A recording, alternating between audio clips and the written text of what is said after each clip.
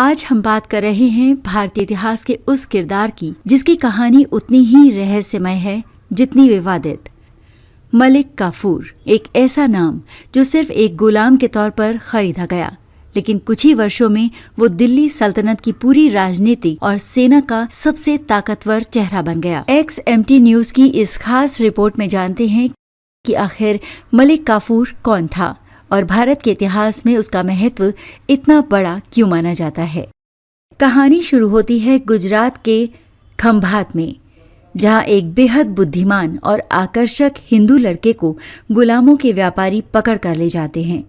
बाद में इस लड़के को अरब के सौदागर दिल्ली लाते हैं और यहाँ सुल्तान अलाउद्दीन खिलजी उसे 1000 दीनार में खरीद लेता है। ये कीमत बाद में उसकी पहचान बन गई और इतिहास में वो 1000 दीनारी काफूर के नाम से मशहूर हुआ। लेकिन कीमत से बड़ा उसका भाग्य था, क्योंकि यहीं से उसकी जिंदगी एक नए मोड़ पर आ गई।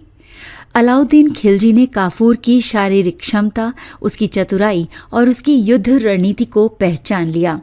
धीरे धीरे उसे महत्वपूर्ण जिम्मेदारियां दी गईं और कुछ ही समय में काफूर खिलजी का सबसे भरोसेमंद सेनापति बन गया।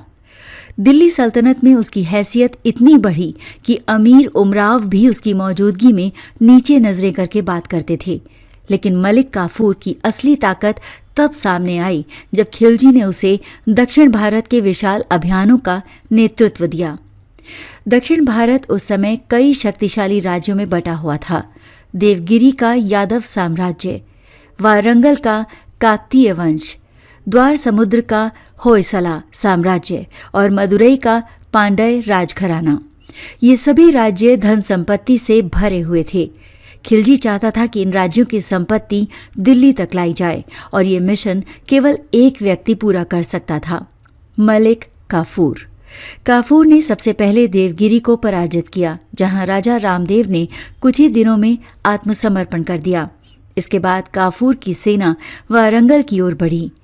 ये वही वारंगल था जिसके खजाने की चमक पूरे एशिया में प्रसिद्ध थी। काफूर ने वारंगल को घेर कर कर वसूल किया और इतिहासकार बताते हैं कि यहीं से दिल्ली को अनमोल रत्न और कीमती जवाहरात मिले, जिनमें प्रसिद्ध कोहिनूर डायमंड का नाम भी लिया जाता है। इसके बाद उसका अभियान होयसला साम्राज्य की तरफ मुड़ा।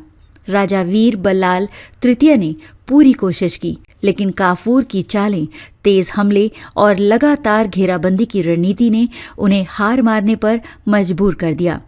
इसके बाद काफूर दक्षिण के अंतिम बड़े लक्ष्य मदुरई की तरफ बढ़ा। यहाँ पांड्य राजकुमारों के बीच संघर्ष चल रहा था और मलिक काफूर ने इसका पूरा फायदा उठाया। वो राजधानी तक पहुंच गया और उसने मंदिरों, खजानों और संग्रहालयों को अपने नियंत्रण में ले लिया। ये वो दौर था जब दिल्ली सल्तनत की आर्थिक शक्ति अचानक कई गुना बढ़ गई। दिल्ली लौटने के बाद मलिक काफूर की हैसियत इतनी बढ़ गई कि सुल्तान के अंतिम वर्षों में असली सत्ता उसी के हाथ में आने लगी थी।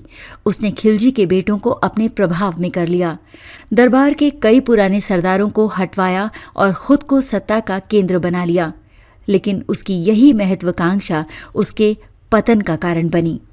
अलाउद्दीन खिलजी की मृत्यु के कुछ ही महीनों बाद खिलजी परिवार के वफादार सैनिकों ने काफूर की हत्या कर दी।